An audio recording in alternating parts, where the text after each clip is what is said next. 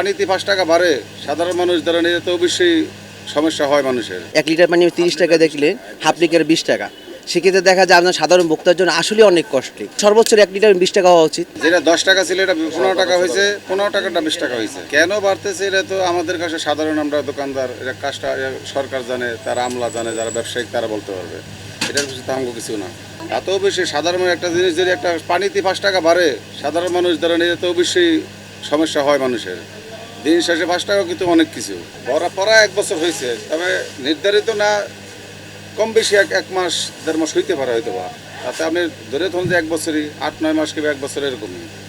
না, সাধারণ মানুষের জন্য অ্যাভেলেবেল না, এখন আমরা আসলে বাধ্য হয়ে খাচ্ছি। কারণ রাস্তাঘাটে যে কোনো পানি আসলে খেলে ফুড পয়জনিংয়ের সমস্যা হতে পারে। এই জন্য বাধ্য হয়ে আসলে আমরা গরমের মধ্যে ঠান্ডা পানি কিনে খাচ্ছি, দেখা যায় একটু সেভের জন্য কিনে খাচ্ছি। আসলে কস্টিংটা অনেক বেশি। 1 লিটার পানি দেখা যায় এখানে 30 টাকা চলে আসছে।